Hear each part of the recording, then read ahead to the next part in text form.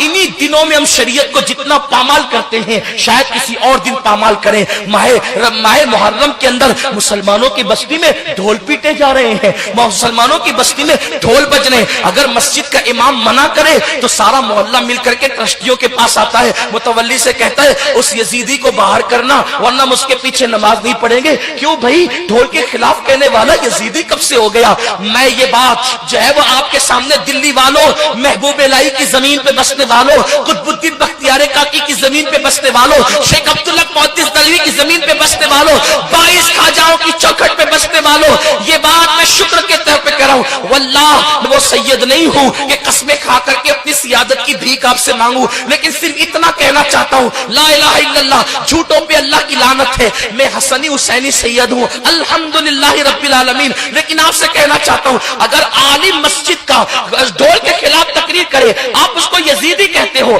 अगर हिम्मत है तो मुझे भी यजीदी कहना। मैं हसन और हुसैन की औलाद में हूं, अल्हम्दुलिल्लाह। लेकिन आपसे बस इतना कहना चाहता हूं, इतना पूछना चाहता हूं, आप ढोल बजाने को हुसैनियत तसव्वुर करते हैं, आपसे पूछना चाहता हूं, आखिर खैमे हुसैन में ढोल कब बजा था? जब अली अकबर की शहादत हो रही थी तब ढोल बजा था, अली असगर की शहादत हो रही थी तब ढोल बजा था, कासिम के लाश में घोड़े दौड़ाए जा रहे थे तब ढोल बजा था, बीबियों की चादरें छीनी गई थी तब ढोल बजा था। ढोल कब बजा था? जालिमों, जिनकी शादियों में ढोल नहीं बजे उनकी शहादतों पे ढोल कैसे बज सकते हैं? आप अपने आप को ढोल बजाने पर हुसैनी तसव्वुर करते हो।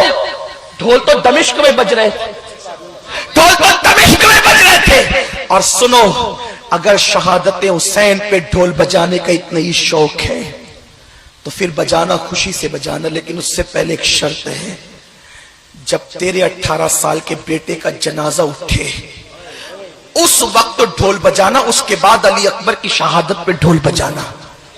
उस दिन तो तू ताली बजाना भूल जाता है जब तेरे बेटे का जनाजा उठता है, और हुसैन के शहजादे के जनाजे उठने के दिन तुम ढोल बजाते हो, मेले में मेले लगाते हो। तुम्हारे घर की बेटियां बेपर्दा मेले देखने के लिए जाती है। कहां वो सैयदा फातिमा का किरदार जिसके सर के दुपट्टे को कभी चांद और सूरज ने नहीं देखा? मेरे इमाम कहते हैं जिसका आंचल न देखा महर ने, उस रिदाए नज़ाहत पे लाखों सलाम। कहां वो बीबियों का किरदार, कहां वो बीबियों का किरदार जब बीबियों से दुपट्टे छीन लिए गए?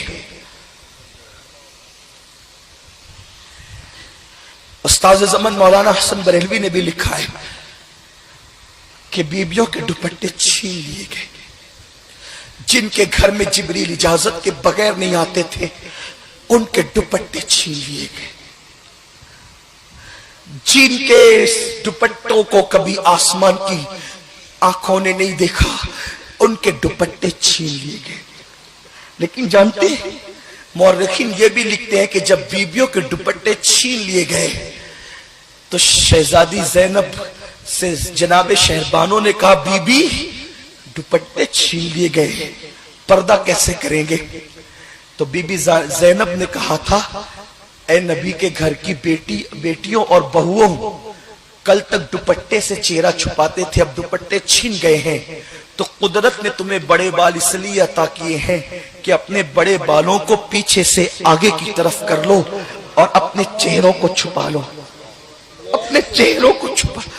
उस दिन तुम्हारी बेटियां मेले देखने जाती, हुसैनी हो तुम्हारी बेटियां उस दिन नाच देखने जाती, तुम्हारी घर की औरतें बेपर्दा घरों से क्या गुजरती होगी इमाम हुसैन के दिल पर?